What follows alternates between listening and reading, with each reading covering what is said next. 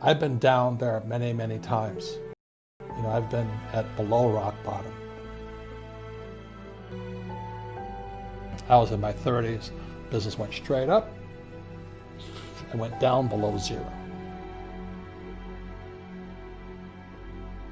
You know, how can you lose more money? Invest your money. So I was down $800,000 at 32 years old. And my rich dad and my poor dad, you know, my poor dad was a great guy. He's a school teacher, head of education for the state of Hawaii. And my poor dad felt sorry for me. And my rich dad says, hey, congratulations. You lost your first business. See, it's in the mindset. He says most entrepreneurs will lose 3 businesses. So rather than run and declare bankruptcy, he says, look, go talk to all your investors, tell them you messed up, you know, tell them you're going to work it out, you're going to pay them back, and go fix that business of yours. So rather than run and hide like some of my partners did, this is in Hawaii where I started the Velcro wallet business. I had to go back in and kind of find out most of the mistakes I made. And then when I could pay people back, because the business was up and running, then I started to pay people back from the successful operation. So I learned more from failing than I did in all my years of school. So that was really good. And then I took my little nylon wallet company out of the surfer market, and I took it into rock and roll, of all things. So then I learned how another whole end of entrepreneurship, and that's what paid off my $800,000 in debt. So I always look at failure as an opportunity to learn and get bigger. And in real life, the people that make the most mistakes are the smartest people. You look at when I play golf, you know, I go out there and I practice, but I don't practice 1/100th of practice making mistakes. You know, you practice to make mistakes, right? So guys like Tiger Woods, this guy Jordan Spieth, McIlroy, they've made more mistakes than I ever will. So the guys that make the most mistakes in life win, except in school, because you get punished for making mistakes. So it's just in your mindset. And so when I lost my first company, it was great. I lived on the street, I was homeless, got yelled at a lot by my investors. It was building self-esteem. You know, I said, I'll pay you back. You know, you trusted me, I messed up, but I'll pay you back. And it was that spirit, it's called the entrepreneur spirit. I rebuilt the company, took it out of surfing and took it into rock and roll. So I was working with Duran Duran, Van Halen, the Police, old bands, and we pulled it out of bankruptcy. I never declared bankruptcy, but I paid back my investors. I still had no money, but I paid back my investors. You wake up tomorrow morning and you're on the street and you have nothing. You don't have a single contact in your network. All you have is the knowledge and experience that you've had throughout your career. How do you build up from there? Well, I've been there many times. So it's no big deal. You just figure out what's needed and wanted and you go do it. You know, people always kind of dump on, fast food industry. If I had to do it again, I'd go work for McDonald's.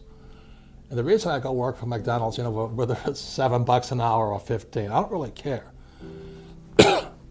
I don't really like McDonald's food, but they have the best business systems in the world. You know, how else can a company take virtually non-college educated people and build a fast food industry across the world? And they have the best system. So right inside little McDonald's, you can learn everything you need to learn about business except for the management side of it. So I just go work at McDonald's so I can learn even more. So I look at life as learning. I'm constantly learning. You know, I'm reading constantly, studying constantly. I spend most of my time with entrepreneurs. I don't spend my time with people who complain about the economy, you know. So nothing will really change. I just go back to being an entrepreneur. You know, you better have a spirit that's so strong. You cannot let other people's opinions and criticisms. At that point, he started to learn. He says, I learned a lot from my last business. Let me take what I learned from my last business and put it into this business. The same as I said, I was in surfing when my my nylon business went down, I took what I learned and transferred it to rock and roll. You know what I mean? And then I transferred it into education. So today I'm an entrepreneur in education. I teach entrepreneurship because I understand what entrepreneurship is. The trouble with most entrepreneurs are self-employed. So they quit their job. And you know, in America today, the SBA, the Small Business Administration, says there's 28 million small business owners. 28 million. 24 million are classified as non-employers. Remember, they're a one-man team. You know, they'd be like, this guy said, okay, I'm going to take you on. Are you crazy? But that's what most entrepreneurs are trying to do. Because that's what they're taught to do in school, to be the rugged individual. The team is the hardest part of the game. You know, like, that's like, okay, I'm going to take on the Cleveland Cavaliers next year. Who am I going to put on my team? Well, my brother-in-law, who's fat and ugly. You better choose your team really carefully. Or, you know, my son needs a job. He's a drug dealer, but he played basketball in high school. And that's what entrepreneurs do. They don't choose their team with any kind of precision. Now, I made that mistake. You know, I brought on like friends who thought they were entrepreneurs, and they're incompetent. You know, they were terrible. And I was terrible also. The difference is when we failed in the first business, I went on. They went back to their jobs. There's a very big difference in mindset. So all I'm saying here is this: if you're going to understand this, study entrepreneurs. Like I studied Edison, you know, I studied Gates, Jobs. My biggest hero of all is Jobs, Steve Jobs. I studied Walt Disney, Henry Ford, Tesla. You know, this guy Elon Musk, his Tesla car. Elon Musk is the new Steve Jobs. I mean, this guy is out of sight. Smart, he knows the game very well.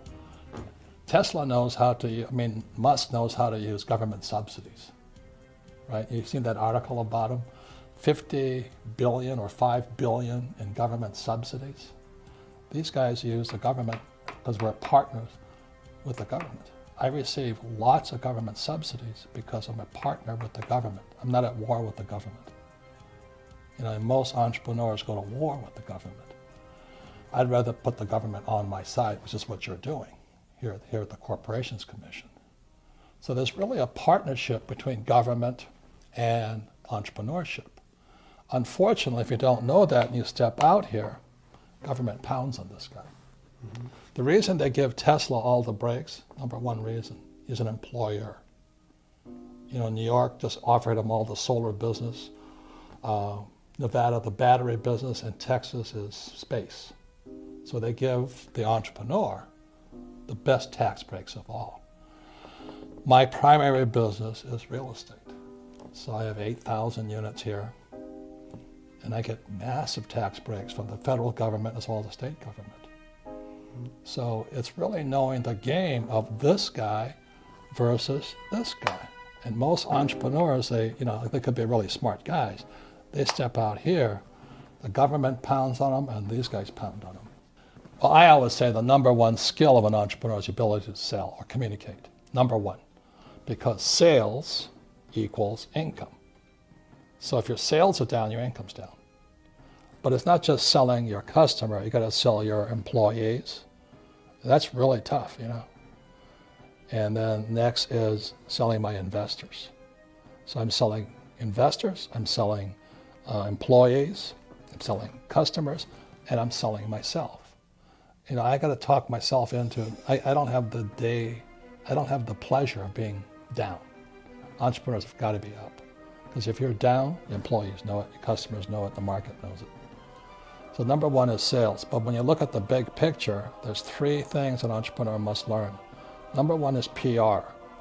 And what you're talking about is PR. The other day, Fox News interviewed me to find out if I would endorse my friend Donald Trump for president. You know how much that's worth? You know, they co-branded us. Kiyosaki, Rich Dad, and Trump. That's incredibly priceless. You know, so getting PR is a number one skill. Under that is marketing. And what marketing does is like advertising. They want to set the customer up to get ready to buy.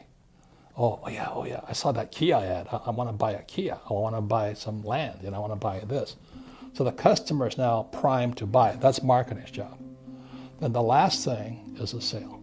So if you've done a really good job on PR, then you've done a great job on marketing. The sale is like that. You know, they walk in, they buy. But if you have no PR and you have no marketing, you have to pound, hard close. Well, Mr. Customer, today's changing business environment, you should buy my insurance and all.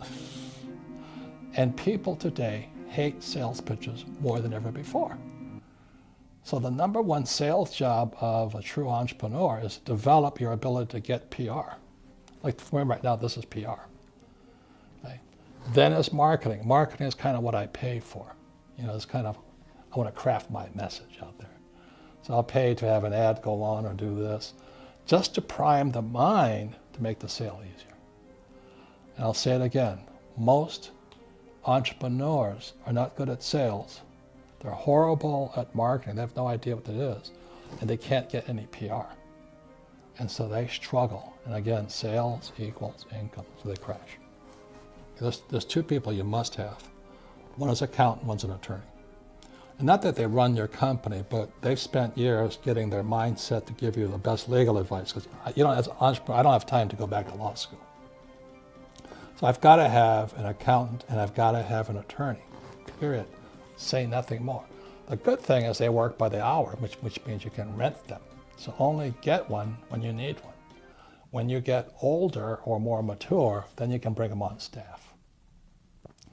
But the biggest mistake that many entrepreneurs make to save money, they become their own attorney, or they become their own accountant, or their brother-in-law knows an accountant, or their sister-in-law works for a law firm, and they get hammered. Like, all of my troubles have really started with legal documents, or the misinterpretation of one. I was talking to my great friend down in Mexico, and he and I wanted to do a deal. So he sent me a legal document to sign. And I said, hey, I never agreed to a contract. Oh yes, we had a deal. I said, no, we were discussing the terms and conditions of the contract. No, that was an agreement. We shook hands. I said, shook hands. I said, goodbye. It doesn't mean we had a deal. We had a deal. Broke the partnership apart. It's just because the lack of sophistication does not understand how important that legal document is. I don't sign it until he's happy and I'm happy. But that takes negotiation, as you know. So it's, unfortunately, more important than ever before today is that legal document. How do you pick the right attorney? I've had some of the most horrible, crooked, deceptive, nasty attorneys I've ever met. Same as accountants. What I found out, the accountants and attorneys who went to the biggest schools are not the best. I have found what I'm looking for is somebody who may be a private guy who is passionate about entrepreneurship. So they're a great attorney for entrepreneurs. They're not, most attorneys are looking for the big client, like I want to work for, General Electric. What I want is the attorney and the accountant who are passionate about it being entrepreneurs. So my guys right here in Phoenix are entrepreneurs, and my accountants are entrepreneurs. Every time I hired the big name corporate and law accounting firms, I have been grossly overpaid and underserved because they're so used to doing bigger things, they don't have time for a little guy like me. It's the same with bankers. I'm looking for a banker who loves being an entrepreneur. You got to have this partnership with the banker. I dump on the financial services industry a lot, and they deserve to be dumped on, but you got to have one on your team.